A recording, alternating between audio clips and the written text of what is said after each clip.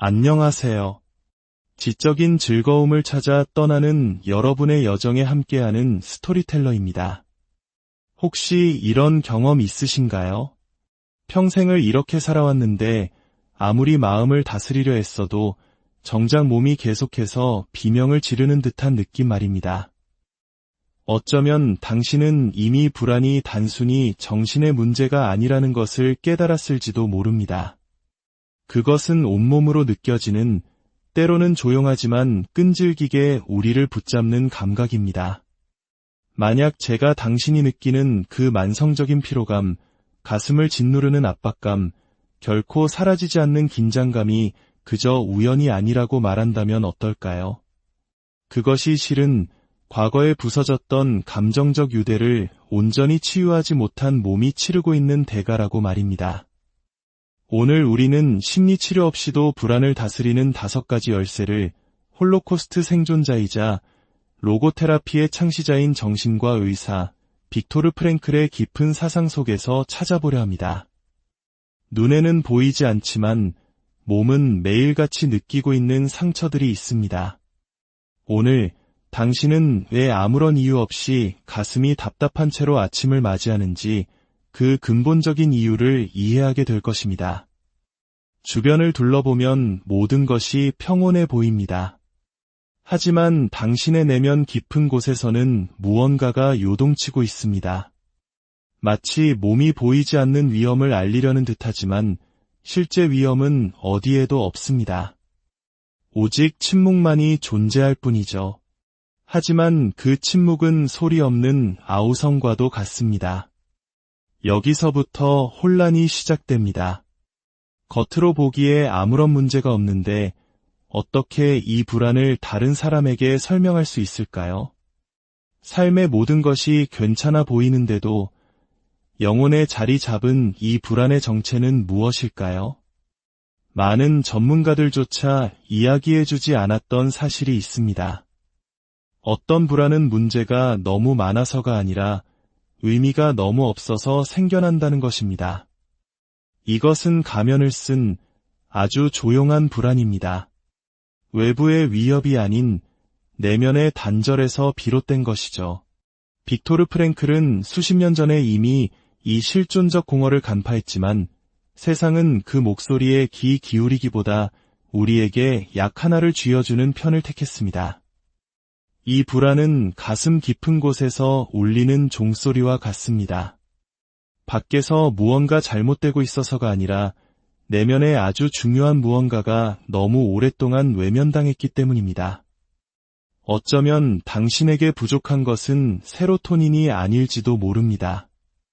어쩌면 당신에게 정말로 필요한 것은 삶의 의미일지도 모릅니다. 이것은 혈액 검사로는 나타나지 않지만 매일 아침 눈을 뜨며 나는 무엇을 위해 또 하루를 시작하는가? 라고 자문할 때마다 온몸으로 느껴지는 것입니다. 잠시 상상해 보세요. 당신은 조용한 집에서 깨어납니다. 모든 것이 정돈되어 있고 소란도 긴급한 일도 없습니다. 그런데도 가슴 한가운데가 뻥 뚫린 듯한 공허함을 느낍니다. 커피를 내리고 창밖을 보지만 무언가 여전히 빠져있는 느낌. 마치 당신의 영혼이 과거의 어느 한 구석에서 잠들어버린 것만 같습니다. 당신은 당신의 삶 속에서 마치 초대받은 손님처럼 집안을 서성입니다. 오래된 사진첩을 들춰보지만 사진 속 웃음이 담고 있던 감정은 더 이상 느껴지지 않습니다. 당신의 몸은 지금 여기에 있지만 당신의 의미는 아주 오래전에 떠나버렸습니다. 당신은 계속해서 일상을 살아내기에 아무도 눈치채지 못합니다. 하지만 당신의 내면에는 아무도 보지 못하는 거대한 부재가 자리 잡고 있습니다. 마치 수년간 모두를 위해 모든 것을 지탱해왔지만 정작 자기 자신을 위해서는 아무것도 하지 않은 사람처럼 말입니다. 바로 여기서 어떤 진단서에도 기록되지 않는 불안이 시작됩니다. 바깥 세상에 무언가 부족해서가 아니라 당신 스스로와의 연결을 잃어버렸기 때문입니다. 그리고 그 고통은 아주 조용히 당신을 잠식합니다. 우리는 불안이 스트레스, 과로, 현대사회의 빠른 속도 때문에 생긴다고 배웠습니다. 물론 그것도 원인이 될 수 있습니다. 하지만 훨씬 더 미묘하고 더 깊고 그래서 더 위험한 종류의 불안이 있습니다. 그것은 과도한 활동이 아니라 목적의 공허함에서 태어나는 불안입니다. 빅토르 프랭클은 이를 실존적 공허라고 불렀습니다. 자동 조종 모드로 살아갈 때 모든 의무를 다하지만 왜 하는지는 모를 때 마땅히 해야 할 일을 하지만 진정으로 살아있다고 느끼지 못할 때 나타나는 현상입니다. 현대사회는 이 깊은 인간적 고뇌를 단순한 화학적 불균형으로 축소하려 했습니다. 당신에게 의미가 부족하다고 인정하기보다 세로토닌이 부족하다고 말하는 편이 더 쉬웠기 때문입니다. 만약 전자를 인정한다면 의학만으로는 인간의 영혼을 치유할 수 없다는 사실을 받아들여야 하니까요. 불안은 많은 경우 정신질환이 아니라 하나의 언어입니다. 잊혀진 당신의 영혼이 지르는 비명입니다. 이것은 침묵이나 약으로 치유되지 않습니다. 오직 온전한 존재와 진실로만 치유될 수 있습니다. 지금 당신이 느끼는 것은 결함이 아닙니다. 당신이 망가진 것도 아닙니다. 그것은 당신의 영혼이 숨쉴 공간을 달라고 외치는 소리입니다. 프랭클은 말했습니다. 고통은 의미를 찾는 순간 더 이상 고통이 아니게 된다. 이 한마디가 모든 것을 바꿉니다. 우리가 불안이라고 부르는 것의 본질은 바로 의미 없는 고통이기 때문입니다. 당신의 본질을 담기에는 당신의 삶이 너무 좁아졌다는 신호입니다. 당신에게 무언가 잘못된 것이 아니라 당신 안에 아직 살아내지 못한 귀한 무언가가 있다는 증거입니다. 그 가슴의 압박감, 목의 이물감, 모든 것이 괜찮아 보이는데도 느껴지는 불안감은 바로 당신의 존재가 의미를 되찾아달라고 보내는 신호입니다. 당신의 몸은 당신을 벌하고 있는 것이 아닙니다. 당신을 깨우려고 애쓰고 있는 것입니다. 당신 내면에 굳게 닫힌 방이 하나 있다고 상상해 보세요. 수많은 업무와 책임감 속에서 당신은 그 방에 들어가는 것을 잊었습니다. 그 방에는 답을 찾지 못한 질문들, 뒤로 미뤄둔 열정, 한때는 불꽃이었으나 지금은 재가 되어버린 꿈들이 보관되어 있습니다. 당신이 그 문을 외면할 때마다 당신 안에 무언가가 꺼져갑니다. 하지만 사라지지는 않습니다. 그러다 어느 날 이유도 모른 채 가슴이 조여오고 목이 메고 허락도 없이 눈물이 흐릅니다. 당신은 이해할 수 없지만 그것은 바로 그 방, 다시 한번 마주해달라고 외치는 당신의 일부입니다. 당신은 병든 것이 아닙니다. 당신은 아직 살아내지 못한 삶으로 가득 차 있을 뿐입니다. 당신이 당신이기를 포기하기 전에 당신을 다시 기억해낼 문턱에 서 있을 뿐입니다. 프랭클은 말했습니다. 인간은 고통 때문에 파괴되는 것이 아니다. 고통 속에서 의미를 찾지 못할 때 파괴된다. 그는 이 말을 안락한 강단에서 한 것이 아닙니다. 가족, 자유, 이름까지 모든 것을 잃었던 강제 수용소에서 살아남은 후에 쓴 글입니다. 그는 그 지옥 속에서도 매일 아침 눈을 떠야 할 이유를 찾아냈습니다.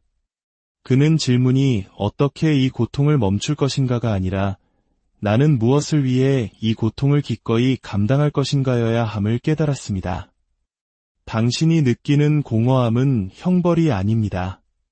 그것은 하나의 문입니다.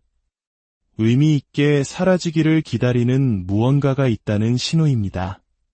고통의 목적이 있는 한 삶은 여전히 방향을 잃지 않습니다. 그리고 그것이 모든 것을 바꿉니다. 오늘 밤 잠들기 전 단 2분만 온전히 당신 자신과 함께하는 시간을 가져보세요. 조용한 곳을 찾아 눈을 감고 깊이 숨을 들이마신 후 침묵 속에서 스스로에게 물어보세요. 나는 내 안의 어떤 부분을 외면하고 있었는가? 완벽한 답을 찾으려 애쓰지 마세요. 너무 많이 생각하지도 마세요. 그저 느껴보세요. 그리고 백지를 펼쳐 아무런 필터 없이 떠오르는 단어나 문장, 기억을 적어보세요. 그것이 명확하든 혼란스럽든 중요하지 않습니다. 중요한 것은 잊혀졌던 당신의 일부가 처음으로 목소리를 내기 시작했다는 사실입니다. 이름이 불리는 것은 해방의 시작이기 때문입니다. 어쩌면 당신의 불안은 싸워야 할 대상이 아닐지도 모릅니다. 어쩌면 당신의 불안은 그저 들어주기를 바라는 것일지도 모릅니다. 그것은 당신의 적이 아니라 소음 속에서 당신이 잊고 있던 것을 상기시켜주는 당신의 가장 깊은 목소리입니다. 당신의 삶에는 가치가 있고 당신의 존재는 의미를 누릴 자격이 있으며 그 공허함은 저주가 아니라 다시 연결하라는 허락을 구하지 말고 당신 자신을 위해 숨쉬라는 초대장이라는 사실을 말입니다. 부정적인 생각을 하나 떠올리는 순간 당신도 모르게 온몸이 반응합니다. 가슴이 답답해지고 호흡이 가빠지고 속이 뒤틀립니다. 이 모든 것이 단 하나의 생각, 순식간에 폭풍으로 변해버린 찰나의 아이디어 때문입니다. 그리고 당신은 그 안에 갇혀버립니다. 세상 때문이 아니라 실제 위험 때문이 아니라 당신 자신의 생각이라는 보이지 않는 감옥 안에 말입니다. 가장 잔인한 것은 밖에서는 아무도 그것을 모른다는 사실입니다. 당신은 여전히 대화하고 요리하고 의무를 다합니다. 하지만 내면에서는 모든 부정적인 생각이 실제하는 위협이 됩니다. 마치 당신의 마음이 보이지 않는 우리가 되고 당신은 그 안에서 떨고 있는 동물이 된 것 같습니다. 하지만 만약 제가 당신이 생각하는 모든 것이 진실은 아니라고 말한다면 어떨까요? 당신을 고통스럽게 하는 것이 당신의 생각이 아니라 당신이 바로 그 생각이라고 믿는 믿음 때문이라면요?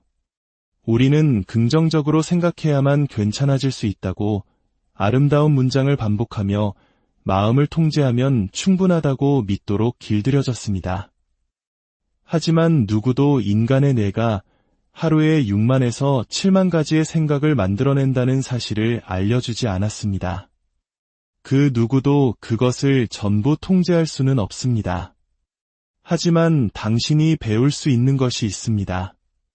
바로 당신의 마음을 스쳐 지나가는 모든 것을 믿지 않는 법입니다. 문제는 생각하는 것이 아닙니다.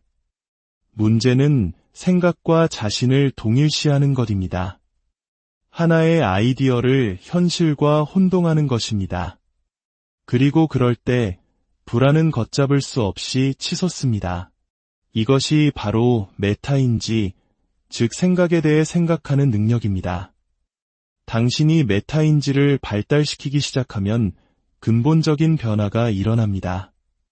불안한 생각은 여전히 나타나지만 더 이상 당신을 휩쓸고 가지 못합니다. 마치 파도 속에서 허우적대다가 해변에 서서 그 파도를 바라보게 되는 것과 같습니다. 빅토르 프랭클은 말했습니다. 자극과 반응 사이에는 공간이 있다. 그 공간에 우리의 반응을 선택할 수 있는 자유와 힘이 있다. 이 공간을 알지 못하면 우리는 생각에 자동적으로 반응합니다. 하지만 이 공간을 발견하면 우리는 선택할 수 있습니다. 숨을 고를 수 있고 단 1초만 더 기다릴 수 있습니다. 그리고 그 1초 사이에 생각은 힘을 잃습니다. 당신은 더 이상 그 생각과 융합되어 있지 않기 때문입니다.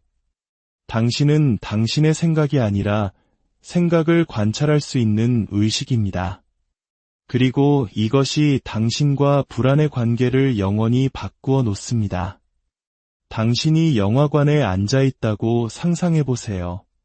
스크린은 끔찍한 공포와 실패의 장면들을 보여줍니다. 당신의 몸은 긴장하고 불안을 느낍니다. 하지만 바로 그 순간 당신은 깨닫습니다. 나는 영화 속에 있지 않아. 나는 관객일 뿐이야. 당신은 숨을 고를 수도, 원한다면 자리에서 일어나 밖으로 나갈 수도 있습니다. 이것이 바로 생각에 갇혀 있는 것과 생각을 관찰하는 것의 차이입니다. 대부분의 사람들은 자신의 마음이 상영하는 각본 속에서 살아갑니다. 하지만 당신은 다를 수 있습니다. 당신은 다시 자리에 앉아 단호하게 스스로에게 말할 수 있습니다. 지금 내가 생각하는 이것은 내가 아니다. 나는 이것을 바라보는 자다. 그 자리에서 모든 것이 변합니다. 불안은 힘을 잃습니다. 왜냐하면 당신은 더 이상 그 장면에서 도망치지 않고 영사기를 통제할 힘을 되찾고 있기 때문입니다. 프랭크를 상상해 보세요. 무대 위가 아니라 죽음으로 둘러싸인 겨울의 강제 수용소 막사 안에서 지친 몸과 상처 입은 발로 서 있는 그의 모습을. 외부의 자유도 통제권도 미래도 없습니다. 오직 그 순간만이 존재합니다. 그럼에도 그는 희생자처럼 반응하지 않습니다. 그는 관찰하고 숨쉬고 스스로에게 묻습니다. 나는 이 상황에 어떻게 응답하고 싶은가? 다른 이들이 포기하거나 냉소적으로 변할 때 그는 내면을 들여다보기로 결심합니다. 그는 자신에게 일어나는 일은 바꿀 수 없지만 그것을 어떻게 받아들일지는 결정할 수 있다는 것을 발견합니다. 그의 마지막 남은 자유, 그 누구도 빼앗을 수 없는 태도를 선택할 자유를 그는 사용했습니다. 이 내면의 자유가 그를 살아남게 했습니다. 오늘 하루 동안 당신의 평화를 빼앗아가는 외부 상황이 무엇인지 관찰해 보세요. 늦어지는 약속, 차가운 답변, 예상치 못한 사건. 그런 일이 발생할 때 멈춰서 심호흡을 하고 내면으로 반복해서 말해보세요. 이것은 내 통제 밖에 있다. 하지만 나의 반응은 내가 선택한다. 이 말을 자신을 진정시키기 위해 하지 마세요. 당신이 누구인지를 상기하기 위해 하세요. 당신이 외부 자극에 반응하는 대신 내면에서 응답하기를 선택할 때마다 당신은 내면의 평온함보다 훨씬 더 깊은 무언가를 재건하고 있는 것입니다. 당신의 몸에게 더 이상 세상을 의지하며 살 필요가 없다는 것을 가르치고 있는 것입니다. 당신은 침묵 속에 앉아 있습니다. 아무것도 하지 않지만 내면에서는 모든 것이 움직입니다. 마치 다음 증상을 예방할 수 있다는 듯이 맥박을 확인하고 호흡을 조절하며 모든 생각을 분석합니다. 끊임없는 내면의 감시. 당신이 하는 모든 것을 생각하고 당신이 생각하는 모든 것을 검토합니다. 어떤 것도 자연스럽지 않고 흐르지 않습니다. 당신은 당신 자신 안에 있지만 함께 있지는 않습니다. 처음에는 이것이 자기 인식처럼 보이지만 시간이 지나면서 감금으로 변합니다. 더 많이 관찰할수록 현재를 살아가지 못하게 되기 때문입니다. 당신의 마음은 더 이상 집이 아니라 실험실이 되었고 당신은 그 지성의 포로가 되었습니다. 가장 역설적인 것은 이 모든 것이 자신을 이해하려는 시도에서 시작되었다는 점입니다. 당신은 치유되고 싶었고 감정과 증상을 이해하고 싶었습니다. 하지만 자신에게 다가가는 대신 당신은 더욱 파편화되었습니다. 이것을 심리학에서는 과잉 성찰이라고 부릅니다.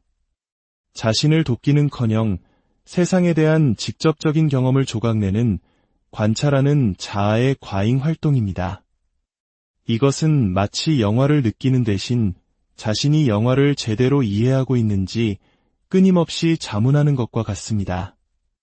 당신의 몸은 더 이상 살지 않고 실행하며 감정은 흐르지 않고 검사받습니다. 당신의 영혼은 결코 쉬지 못합니다. 결과는 더 큰 명료함이 아니라 더 큰 불안입니다. 당신 자신 안에 갇혀 있는 것 또한 길을 잃는 한 가지 방식이기 때문입니다. 빅토르 프랭클은 사람이 관찰을 통해 증상을 통제하려고 할수록 실제 삶에서 더 멀어진다는 것을 발견했습니다. 치유는 분석 속에서 일어나는 것이 아니라 경험 속에서 일어나기 때문입니다.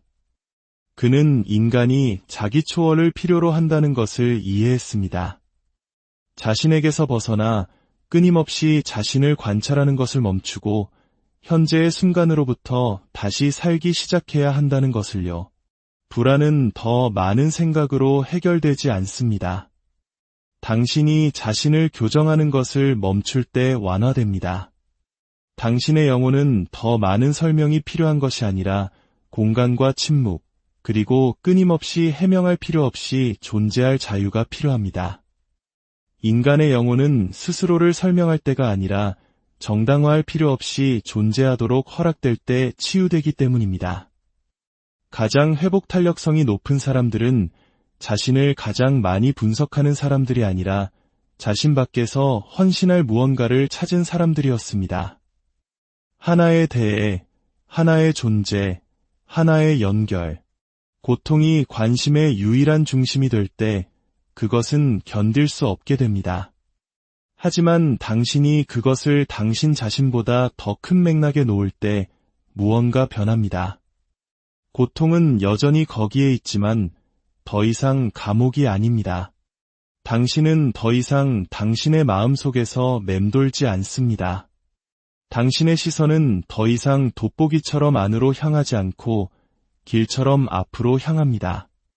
우리는 각자의 가치관을 가지고 태어납니다. 하지만 자라면서 우리는 사회와 가족이 정해준 가치 체계를 받아들입니다. 그리고 어느새 우리는 자신의 진실이 아닌 의무로부터 살기 시작합니다. 당신이 하는 일과 당신에게 정말로 중요한 것 사이의 이 거리, 이 내밀한 불일치를 인지 부조화라고 합니다. 그리고 몸은 그것을 불안으로 느낍니다. 이것은 병이 아니라 내면의 갈등입니다. 실수가 아니라 부름입니다. 하지만 문화는 이것을 인정하지 않습니다. 당신이 스트레스를 받았다고, 휴가가 필요하다고, 진정제를 먹으라고 말합니다. 하지만 진짜 뿌리는 밖에 있는 것이 아니라 어쩌면 당신이 수년간 당신의 언어를 말하지 않는 삶 속에서 기능적으로 살아왔다는 사실에 있습니다. 빅토르 프랭클은 가장 깊은 고통이 환경에서 오는 것이 아니라 의미 없이 살아가는 데서 온다는 것을 관찰했습니다. 그리고 그 의미는 밖에서 강요되는 것이 아니라 안에서 발견되는 것입니다. 당신의 행동이 당신의 가장 진정한 가치를 반영하지 않을 때 몸은 항의합니다. 불안은 내면의 긴급한 언어가 됩니다. 당신은 병든 것이 아니라 단절된 것입니다. 장애가 아니라 일관성을 향한 절규입니다. 오늘 종이 한 장을 꺼내 2개의 열로 나누어 보세요. 첫 번째 열에는 내가 같이 있어야 한다고 배운 것들이라고 쓰고 성공, 안정, 희생, 인정 등 당신이 무비판적으로 받아들였던 모든 것을 적어보세요. 두 번째 열에는 나를 진정으로 살아있게 만드는 것들이라고 쓰고 어쩌면 당신이 변덕이나 시간 낭비라고 불렀을지 모르지만 마음 깊은 곳에서 당신 안에 무언가에 불을 지피는 것들을 적어보세요. 그런 다음 그 진정한 가치 중 하나에 당신을 더 가까이 데려다줄 아주 작고 사소한 행동 하나를 선택하여 실천해보세요. 산책이든 솔직한 대화든 당신을 진정으로 대표하는 작은 몸짓이든 상관없습니다. 당신에게 정말로 중요한 것에서부터 행동하기 시작할 때 당신의 몸은 그것을 알고 당신의 영혼은 그것을 축하합니다. 어쩌면 당신의 불안은 해결해야 할 문제가 아니라 나침반일지도 모릅니다. 만약 여기까지 오셨다면 진심으로 말씀드리고 싶은 것이 있습니다. 그것은 그 자체로 가치 있는 일입니다. 누구나 이렇게 솔직하게 자신의 내면을 들여다볼 용기를 내지는 못합니다. 이 이야기가 당신의 마음에 울림을 주었다면 저희 채널을 구독해주세요. 이것은 단순한 클릭이 아니라 나도 이 여정에 함께하고 있다고 말하는 당신의 방식입니다. 당신의 좋아요는 지금 이 순간 함께 듣고 있는 다른 누군가에게 보내는 조용한 격려가 될 것입니다. 당신은 자신을 고치기 위해 수년을 보냈습니다. 괜찮아지기 위해 해야 한다는 모든 것을 따랐습니다. 어쩌면 언젠가 깨어나면 더 이상 불안을 느끼지 않을 것이라고, 마침내 평화를 찾을 것이라고 생각했을지도 모릅니다. 하지만 그날은 오지 않았거나 왔다가 불안이 다시 돌아왔습니다. 그리고 그 반복 속에서 당신 안에 무언가가 지쳤습니다. 어느 순간부터는 더 이상 고통을 제거하는 것이 문제가 아니라 그것과 함께 걷는 법을 배우는 것이 문제가 되기 때문입니다. 처벌로서가 아니라 당신 역사의 정당한 일부로서 말입니다. 어쩌면 잘 산다는 것은 항상 행복한 것이 아닐지도 모릅니다. 어쩌면 잘 산다는 것은 혼돈을 마주하고도 여전히 삶의 예라고 말할 수 있는 용기를 갖는 것일지도 모릅니다. 이것을 프랭클은 비극적 낙관주의라고 불렀습니다. 이것은 고통을 부정하려는 순진한 낙관주의가 아닙니다. 그것은 그림자를 끌어안고 그 수용 속에서 용기 있게 응답하기를 선택하는 것입니다. 감정적 성숙이란 항상 괜찮은 상태가 아니라 괜찮지 않을 때조차도 계속 나아갈 줄 아는 것이기 때문입니다. 우리는 고통을 결함이나 개인적인 실패로 보도록 길들여졌습니다. 하지만 그 서사는 잔인할 뿐만 아니라 깊이 거짓됩니다. 인간의 삶은 직선적이지도 깨끗하지도 완벽하지도 않습니다. 불안은 때로 우리가 침묵 속에 삼켜온 모든 것의 메아리이며, 슬픔은 약함이 아니라 여전히 느끼는 영혼의 일부입니다. 프랭클은 강제 수용소라는 지옥에서 깨달았습니다. 인간을 파괴하는 것은 고통의 존재가 아니라 그 고통 속에서의 의미의 부재라는 것을, 우리가 좋지 않은 상태를 개인적인 실패로 믿을 때 우리는 가장 깊은 성장의 기회를 잃게 됩니다. 프랭클은 말했습니다. 인간은 가스실을 발명한 존재이지만 동시에 기도문을 외우며 그 가스실로 들어간 존재이기도 하다. 이 말이 모든 것을 바꿉니다. 비극적 낙관주의는 어둠을 마주하고도 여전히 빛을 선택하는 용기입니다. 고통이 우리를 덜 인간적으로 만드는 것이 아니라 우리를 드러내고 우리가 무엇으로 만들어졌는지를 보여준다는 것을 이해하는 것입니다. 당신이 당신의 삶에서 바꿀 수 없는 것에 이염 있게 응답하기를 선택할 때 당신은 이렇게 말하고 있는 것입니다. 나는 내가 겪는 일을 통제할 수는 없지만 그것과 함께 어떻게 걸어갈지는 결정한다. 그리고 바로 그 응답 속에서 당신의 자유가 시작됩니다. 오늘 백지에 당신의 손으로 천천히 다음 문장을 적어보세요. 나는 내 안에서 아직 해결되지 않은 것들과 함께 걷는 것을 받아들입니다. 그리고 그 종이를 소중히 접어 가슴 위에 올려놓고 낮은 목소리로 모든 단어를 느끼며 말해보세요. 나를 해방시킬 것은 고통의 끝이 아니라 지금부터 그것을 살아가기로 선택하는 나의 방식이다. 이것은 완벽함과의 약속이 아닙니다. 당신의 실제 힘, 여전히 내면에 무게가 있음에도 불구하고 계속 나아갈 수 있는 당신의 능력과의 약속입니다.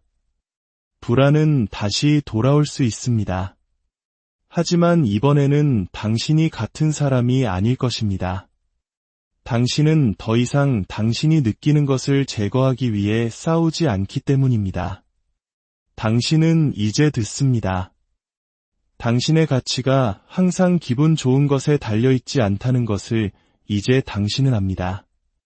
당신의 진정한 가치는 심장이 떨리는 와중에도 걷기를 멈추지 않는 당신의 용기에 있습니다.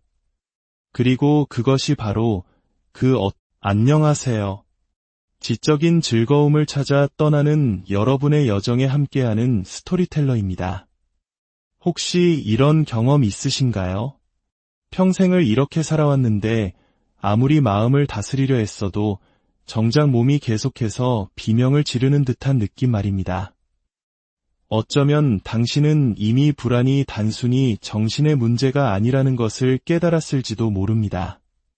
그것은 온몸으로 느껴지는, 때로는 조용하지만 끈질기게 우리를 붙잡는 감각입니다. 만약 제가 당신이 느끼는 그 만성적인 피로감, 가슴을 짓누르는 압박감, 결코 사라지지 않는 긴장감이 그저 우연이 아니라고 말한다면 어떨까요? 그것이 실은 과거에 부서졌던 감정적 유대를 온전히 치유하지 못한 몸이 치르고 있는 대가라고 말입니다. 오늘 우리는 심리치료 없이도 불안을 다스리는 5가지 열쇠를 홀로코스트 생존자이자 로고테라피의 창시자인 정신과 의사 빅토르 프랭클의 깊은 사상 속에서 찾아보려 합니다. 눈에는 보이지 않지만 몸은 매일같이 느끼고 있는 상처들이 있습니다. 오늘 당신은 왜 아무런 이유 없이 가슴이 답답한 채로 아침을 맞이하는지 그 근본적인 이유를 이해하게 될 것입니다. 주변을 둘러보면 모든 것이 평온해 보입니다. 하지만 당신의 내면 깊은 곳에서는 무언가가 요동치고 있습니다. 마치 몸이 보이지 않는 위험을 알리려는 듯하지만 실제 위험은 어디에도 없습니다. 오직 침묵만이 존재할 뿐이죠. 하지만 그 침묵은 소리 없는 아우성과도 같습니다. 여기서부터 혼란이 시작됩니다. 겉으로 보기에 아무런 문제가 없는데 어떻게 이 불안을 다른 사람에게 설명할 수 있을까요? 삶의 모든 것이 괜찮아 보이는데도 영혼에 자리 잡은 이 불안의 정체는 무엇일까요? 많은 전문가들조차 이야기해주지 않았던 사실이 있습니다. 어떤 불안은 문제가 너무 많아서가 아니라 의미가 너무 없어서 생겨난다는 것입니다. 이것은 가면을 쓴 아주 조용한 불안입니다. 외부의 위협이 아닌 내면의 단절에서 비롯된 것이죠. 빅토르 프랭클은 수십 년 전에 이미 이 실존적 공허를 간파했지만 세상은 그 목소리에 귀 기울이기보다 우리에게 약 하나를 쥐어주는 편을 택했습니다. 이 불안은 가슴 깊은 곳에서 울리는 종소리와 같습니다. 밖에서 무언가 잘못되고 있어서가 아니라 내면의 아주 중요한 무언가가 너무 오랫동안 외면당했기 때문입니다. 어쩌면 당신에게 부족한 것은 세로토닌이 아닐지도 모릅니다. 어쩌면 당신에게 정말로 필요한 것은 삶의 의미일지도 모릅니다. 이것은 혈액 검사로는 나타나지 않지만 매일 아침 눈을 뜨며 나는 무엇을 위해 또 하루를 시작하는가? 라고 자문할 때마다 온몸으로 느껴지는 것입니다. 잠시 상상해 보세요. 당신은 조용한 집에서 깨어납니다. 모든 것이 정돈되어 있고 소란도 긴급한 일도 없습니다. 그런데도 가슴 한가운데가 뻥 뚫린 듯한 공허함을 느낍니다. 커피를 내리고 창밖을 보지만 무언가 여전히 빠져있는 느낌.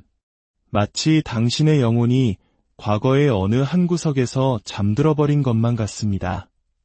당신은 당신의 삶 속에서 마치 초대받은 손님처럼 집안을 서성입니다. 오래된 사진첩을 들춰보지만 사진 속 웃음이 담고 있던 감정은 더 이상 느껴지지 않습니다. 당신의 몸은 지금 여기에 있지만 당신의 의미는 아주 오래전에 떠나버렸습니다. 당신은 계속해서 일상을 살아내기에 아무도 눈치채지 못합니다. 하지만 당신의 내면에는 아무도 보지 못하는 거대한 부재가 자리 잡고 있습니다. 마치 수년간 모두를 위해 모든 것을 지탱해왔지만 정작 자기 자신을 위해서는 아무것도 하지 않은 사람처럼 말입니다. 바로 여기서 어떤 진단서에도 기록되지 않는 불안이 시작됩니다. 바깥 세상에 무언가 부족해서가 아니라 당신 스스로와의 연결을 잃어버렸기 때문입니다. 그리고 그 고통은 아주 조용히 당신을 잠식합니다. 우리는 불안이 스트레스, 과로, 현대 사회의 빠른 속도 때문에 생긴다고 배웠습니다. 물론 그것도 원인이 될 수 있습니다. 하지만 훨씬 더 미묘하고 더 깊고 그래서 더 위험한 종류의 불안이 있습니다. 그것은 과도한 활동이 아니라 목적의 공허함에서 태어나는 불안입니다. 빅토르 프랭클은 이를 실존적 공허라고 불렀습니다. 자동 조종 모드로 살아갈 때 모든 의무를 다하지만 왜 하는지는 모를 때 마땅히 해야 할 일을 하지만 진정으로 살아있다고 느끼지 못할 때 나타나는 현상입니다. 현대사회는 이 깊은 인간적 고뇌를 단순한 화학적 불균형으로 축소하려 했습니다. 당신에게 의미가 부족하다고 인정하기보다 세로토닌이 부족하다고 말하는 편이 더 쉬웠기 때문입니다. 만약 전자를 인정한다면 의학만으로는 인간의 영혼을 치유할 수 없다는 사실을 받아들여야 하니까요. 불안은 많은 경우 정신질환이 아니라 하나의 언어입니다. 잊혀진 당신의 영혼이 지르는 비명입니다. 이것은 침묵이나 약으로 치유되지 않습니다. 오직 온전한 존재와 진실로만 치유될 수 있습니다. 지금 당신이 느끼는 것은 결함이 아닙니다. 당신이 망가진 것도 아닙니다. 그것은 당신의 영혼이 숨쉴 공간을 달라고 외치는 소리입니다. 프랭클은 말했습니다. 고통은 의미를 찾는 순간 더 이상 고통이 아니게 된다. 이 한마디가 모든 것을 바꿉니다. 우리가 불안이라고 부르는 것의 본질은 바로 의미 없는 고통이기 때문입니다. 당신의 본질을 담기에는 당신의 삶이 너무 좁아졌다는 신호입니다. 당신에게 무언가 잘못된 것이 아니라 당신 안에 아직 살아내지 못한 귀한 무언가가 있다는 증거입니다. 그 가슴의 압박감, 목의 이물감, 모든 것이 괜찮아 보이는데도 느껴지는 불안감은 바로 당신의 존재가 의미를 되찾아달라고 보내는 신호입니다. 당신의 몸은 당신을 벌하고 있는 것이 아닙니다. 당신을 깨우려고 애쓰고 있는 것입니다. 당신 내면에 굳게 닫힌 방이 하나 있다고 상상해 보세요. 수많은 업무와 책임감 속에서 당신은 그 방에 들어가는 것을 잊었습니다. 그 방에는 답을 찾지 못한 질문들, 뒤로 미뤄둔 열정, 한때는 불꽃이었으나 지금은 재가 되어버린 꿈들이 보관되어 있습니다. 당신이 그 문을 외면할 때마다 당신 안에 무언가가 꺼져갑니다. 하지만 사라지지는 않습니다. 그러다 어느 날 이유도 모른 채 가슴이 조여오고 목이 메고 허락도 없이 눈물이 흐릅니다. 당신은 이해할 수 없지만 그것은 바로 그 방, 다시 한번 마주해달라고 외치는 당신의 일부입니다. 당신은 병든 것이 아닙니다. 당신은 아직 살아내지 못한 삶으로 가득 차 있을 뿐입니다. 당신이 당신이기를 포기하기 전에 당신을 다시 기억해낼 문턱에 서 있을 뿐입니다. 프랭클은 말했습니다. 인간은 고통 때문에 파괴되는 것이 아니다. 고통 속에서 의미를 찾지 못할 때 파괴된다. 그는 이 말을 안락한 강단에서 한 것이 아닙니다. 가족, 자유, 이름까지 모든 것을 잃었던 강제 수용소에서 살아남은 후에 쓴 글입니다. 그는 그 지옥 속에서도 매일 아침 눈을 떠야 할 이유를 찾아냈습니다. 그는 질문이 어떻게 이 고통을 멈출 것인가가 아니라 나는 무엇을 위해 이 고통을 기꺼이 감당할 것인가여야 함을 깨달았습니다. 당신이 느끼는 공허함은 형벌이 아닙니다. 그것은 하나의 문입니다. 의미 있게 사라지기를 기다리는 무언가가 있다는 신호입니다. 고통의 목적이 있는 한 삶은 여전히 방향을 잃지 않습니다. 그리고 그것이 모든 것을 바꿉니다. 오늘 밤 잠들기 전 단 2분만 온전히 당신 자신과 함께하는 시간을 가져보세요. 조용한 곳을 찾아 눈을 감고 깊이 숨을 들이마신 후 침묵 속에서 스스로에게 물어보세요. 나는 내 안에 어떤 부분을 외면하고 있었는가? 완벽한 답을 찾으려 애쓰지 마세요. 너무 많이 생각하지도 마세요. 그저 느껴보세요. 그리고 백지를 펼쳐 아무런 필터 없이 떠오르는 단어나 문장, 기억을 적어보세요. 그것이 명확하든 혼란스럽든 중요하지 않습니다. 중요한 것은 잊혀졌던 당신의 일부가 처음으로 목소리를 내기 시작했다는 사실입니다. 이름이 불리는 것은 해방의 시작이기 때문입니다. 어쩌면 당신의 불안은 싸워야 할 대상이 아닐지도 모릅니다. 어쩌면 당신의 불안은 그저 들어주기를 바라는 것일지도 모릅니다. 그것은 당신의 적이 아니라 소음 속에서 당신이 잊고 있던 것을 상기시켜주는 당신의 가장 깊은 목소리입니다. 당신의 삶에는 가치가 있고 당신의 존재는 의미를 누릴 자격이 있으며 그 공허함은 저주가 아니라 다시 연결하라는 허락을 구하지 말고 당신 자신을 위해 숨쉬라는 초대장이라는 사실을 말입니다. 부정적인 생각을 하나 떠올리는 순간 당신도 모르게 온몸이 반응합니다. 가슴이 답답해지고 호흡이 가빠지고 속이 뒤틀립니다. 이 모든 것이 단 하나의 생각, 순식간에 폭풍으로 변해버린 찰나의 아이디어 때문입니다.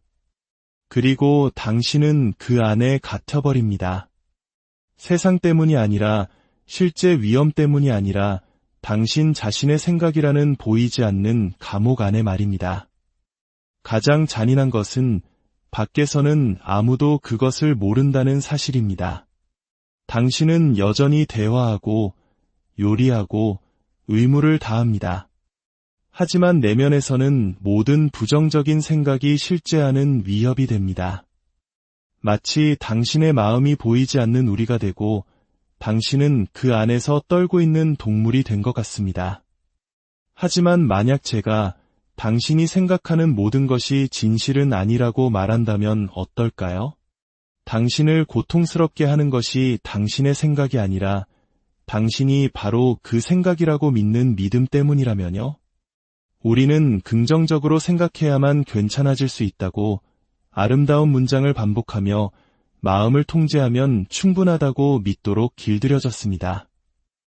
하지만 누구도 인간의 뇌가 하루에 6만에서 7만 가지의 생각을 만들어낸다는 사실을 알려주지 않았습니다. 그 누구도 그것을 전부 통제할 수는 없습니다. 하지만 당신이 배울 수 있는 것이 있습니다. 바로 당신의 마음을 스쳐 지나가는 모든 것을 믿지 않는 법입니다. 문제는 생각하는 것이 아닙니다. 문제는 생각과 자신을 동일시하는 것입니다. 하나의 아이디어를 현실과 혼동하는 것입니다. 그리고 그럴 때 불안은 걷잡을 수 없이 치솟습니다. 이것이 바로 메타인지, 즉 생각에 대해 생각하는 능력입니다.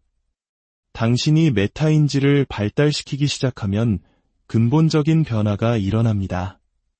불안한 생각은 여전히 나타나지만 더 이상 당신을 휩쓸고 가지 못합니다.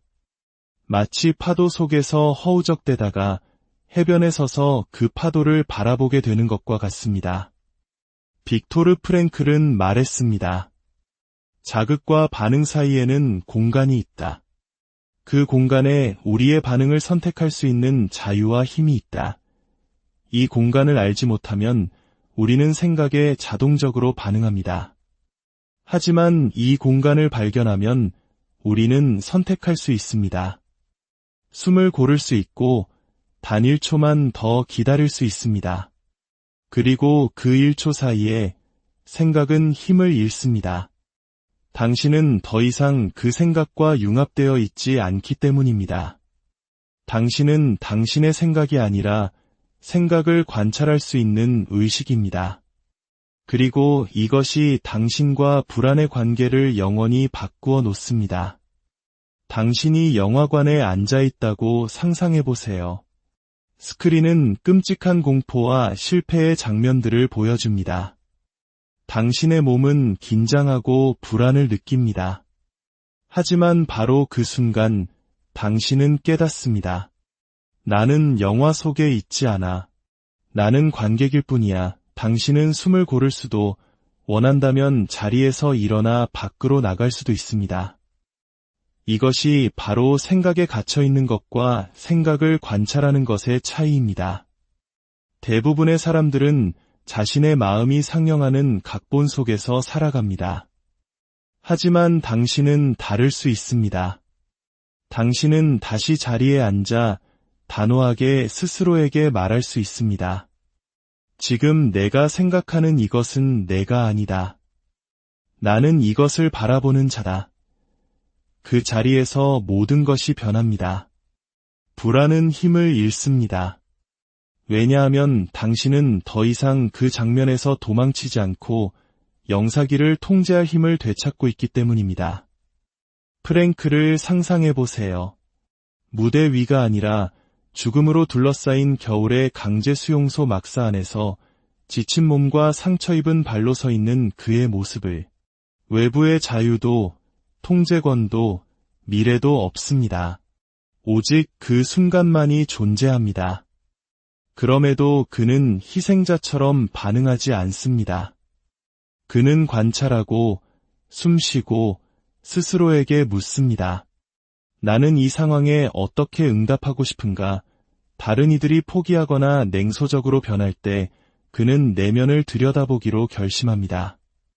그는 자신에게 일어나는 일은 바꿀 수 없지만 그것을 어떻게 받아들일지는 결정할 수 있다는 것을 발견합니다. 그의 마지막 남은 자유, 그 누구도 빼앗을 수 없는 태도를 선택할 자유를 그는 사용했습니다. 이 내면의 자유가 그를 살아남게 했습니다. 오늘 하루 동안 당신의 평화를 빼앗아가는 외부 상황이 무엇인지 관찰해 보세요. 늦어지는 약속, 차가운 답변, 예상치 못한 사건. 그런 일이 발생할 때 멈춰서 심호흡을 하고 내면으로 반복해서 말해보세요. 이것은 내 통제 밖에 있다. 하지만 나의 반응은 내가 선택한다. 이 말을 자신을 진정시키기 위해 하지 마세요. 당신이 누구인지를 상기하기 위해 하세요. 당신이 외부 자극에 반응하는 대신 내면에서 응답하기를 선택할 때마다 당신은 내면의 평온함보다 훨씬 더 깊은 무언가를 재건하고 있는 것입니다. 당신의 몸에게 더 이상 세상을 의지하며 살 필요가 없다는 것을 가르치고 있는 것입니다. 당신은 침묵 속에 앉아 있습니다. 아무것도 하지 않지만 내면에서는 모든 것이 움직입니다. 마치 다음 증상을 예방할 수 있다는 듯이 맥박을 확인하고 호흡을 조절하며 모든 생각을 분석합니다. 끊임없는 내면의 감시. 당신이 하는 모든 것을 생각하고 당신이 생각하는 모든 것을 검토합니다. 어떤 것도 자연스럽지 않고 흐르지 않습니다. 당신은 당신 자신 안에 있지만 함께 있지는 않습니다. 처음에는 이것이 자기 인식처럼 보이지만 시간이 지나면서 감금으로 변합니다. 더 많이 관찰할수록 현재를 살아가지 못하게 되기 때문입니다. 당신의 마음은 더 이상 집이 아니라 실험실이 되었고 당신은 그 지성의 포로가 되었습니다.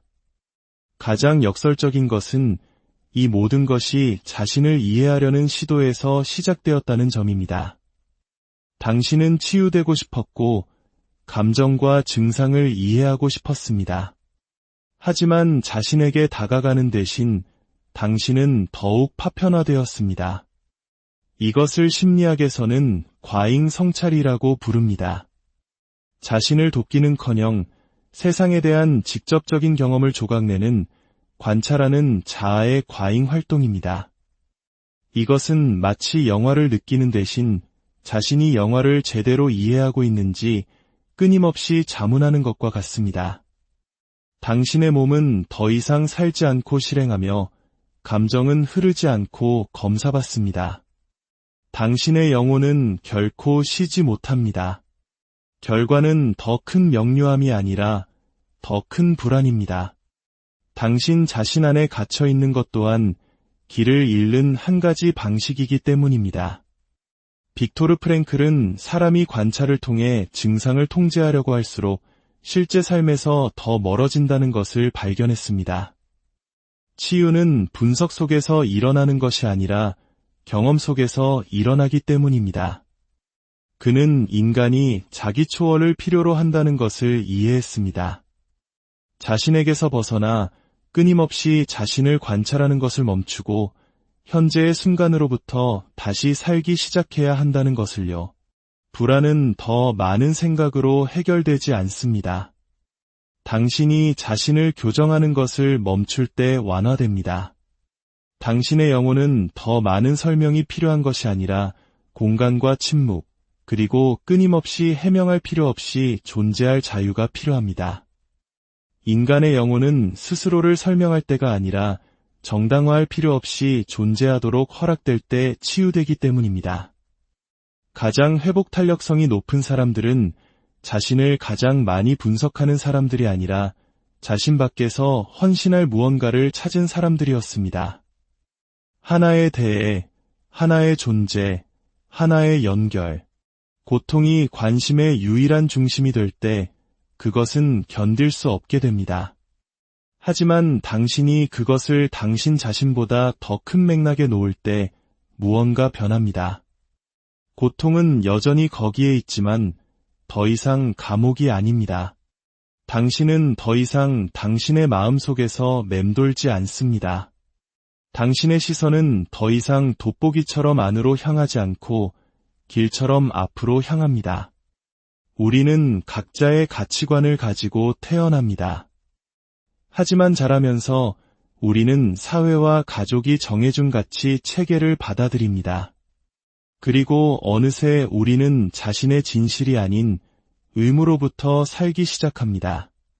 당신이 하는 일과 당신에게 정말로 중요한 것 사이의 이 거리, 이 내밀한 불일치를 인지 부조화라고 합니다. 그리고 몸은 그것을 불안으로 느낍니다. 이것은 병이 아니라 내면의 갈등입니다. 실수가 아니라 부름입니다. 하지만 문화는 이것을 인정하지 않습니다. 당신이 스트레스를 받았다고, 휴가가 필요하다고, 진정제를 먹으라고 말합니다. 하지만 진짜 뿌리는 밖에 있는 것이 아니라 어쩌면 당신이 수년간 당신의 언어를 말하지 않는 삶 속에서 기능적으로 살아왔다는 사실에 있습니다. 빅토르 프랭클은 가장 깊은 고통이 환경에서 오는 것이 아니라 의미 없이 살아가는 데서 온다는 것을 관찰했습니다. 그리고 그 의미는 밖에서 강요되는 것이 아니라 안에서 발견되는 것입니다. 당신의 행동이 당신의 가장 진정한 가치를 반영하지 않을 때 몸은 항의합니다. 불안은 내면의 긴급한 언어가 됩니다. 당신은 병든 것이 아니라 단절된 것입니다. 장애가 아니라 일관성을 향한 절규입니다. 오늘 종이 한 장을 꺼내 2개의 열로 나누어 보세요. 첫 번째 열에는 내가 가치 있어야 한다고 배운 것들이라고 쓰고 성공, 안정, 희생, 인정 등 당신이 무비판적으로 받아들였던 모든 것을 적어보세요. 두 번째 열에는 나를 진정으로 살아있게 만드는 것들이라고 쓰고 어쩌면 당신이 변덕이나 시간 낭비라고 불렀을지 모르지만 마음 깊은 곳에서 당신 안에 무언가에 불을 지피는 것들을 적어보세요. 그런 다음 그 진정한 가치 중 하나에 당신을 더 가까이 데려다줄 아주 작고 사소한 행동 하나를 선택하여 실천해보세요. 산책이든 솔직한 대화든 당신을 진정으로 대표하는 작은 몸짓이든 상관없습니다. 당신에게 정말로 중요한 것에서부터 행동하기 시작할 때 당신의 몸은 그것을 알고 당신의 영혼은 그것을 축하합니다. 어쩌면 당신의 불안은 해결해야 할 문제가 아니라 나침반일지도 모릅니다. 만약 여기까지 오셨다면 진심으로 말씀드리고 싶은 것이 있습니다. 그것은 그 자체로 가치 있는 일입니다. 누구나 이렇게 솔직하게 자신의 내면을 들여다볼 용기를 내지는 못합니다. 이 이야기가 당신의 마음에 울림을 주었다면 저희 채널을 구독해주세요. 이것은 단순한 클릭이 아니라 나도 이 여정에 함께하고 있다고 말하는 당신의 방식입니다. 당신의 좋아요는 지금 이 순간 함께 듣고 있는 다른 누군가에게 보내는 조용한 격려가 될 것입니다. 당신은 자신을 고치기 위해 수년을 보냈습니다. 괜찮아지기 위해 해야 한다는 모든 것을 따랐습니다. 어쩌면 언젠가 깨어나면 더 이상 불안을 느끼지 않을 것이라고, 마침내 평화를 찾을 것이라고 생각했을지도 모릅니다. 하지만 그날은 오지 않았거나 왔다가 불안이 다시 돌아왔습니다. 그리고 그 반복 속에서 당신 안에 무언가가 지쳤습니다. 어느 순간부터는 더 이상 고통을 제거하는 것이 문제가 아니라 그것과 함께 걷는 법을 배우는 것이 문제가 되기 때문입니다. 처벌로서가 아니라 당신 역사의 정당한 일부로서 말입니다. 어쩌면 잘 산다는 것은 항상 행복한 것이 아닐지도 모릅니다. 어쩌면 잘 산다는 것은 혼돈을 마주하고도 여전히 삶의 예라고 말할 수 있는 용기를 갖는 것일지도 모릅니다. 이것을 프랭클은 비극적 낙관주의라고 불렀습니다. 이것은 고통을 부정하려는 순진한 낙관주의가 아닙니다. 그것은 그림자를 끌어안고 그 수용 속에서 용기 있게 응답하기를 선택하는 것입니다. 감정적 성숙이란 항상 괜찮은 상태가 아니라 괜찮지 않을 때조차도 계속 나아갈 줄 아는 것이기 때문입니다. 우리는 고통을 결함이나 개인적인 실패로 보도록 길들여졌습니다.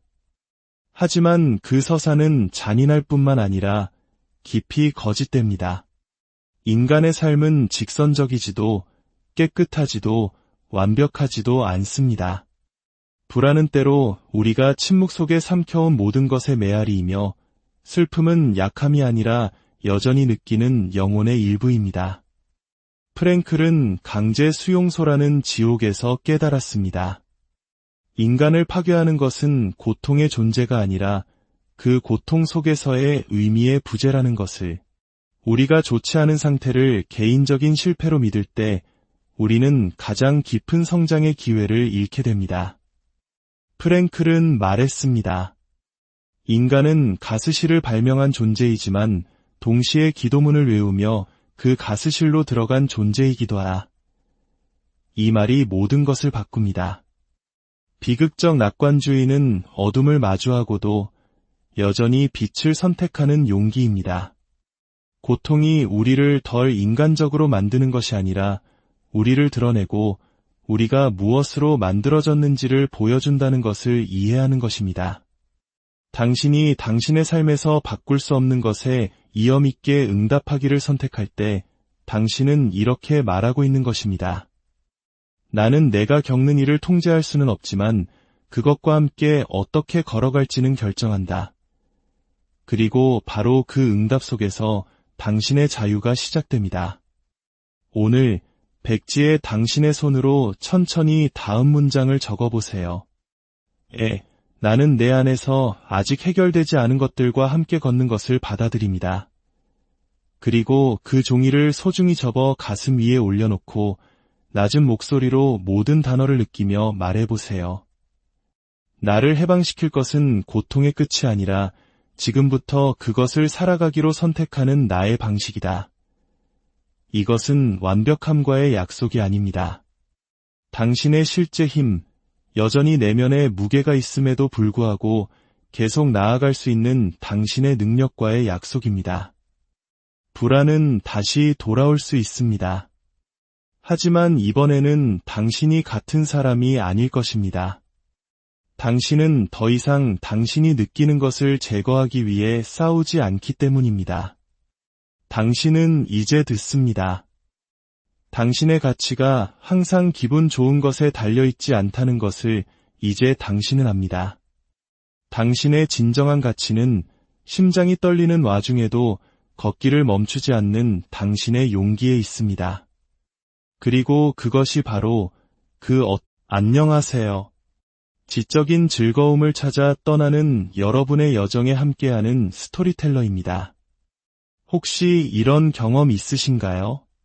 평생을 이렇게 살아왔는데 아무리 마음을 다스리려 했어도 정작 몸이 계속해서 비명을 지르는 듯한 느낌 말입니다.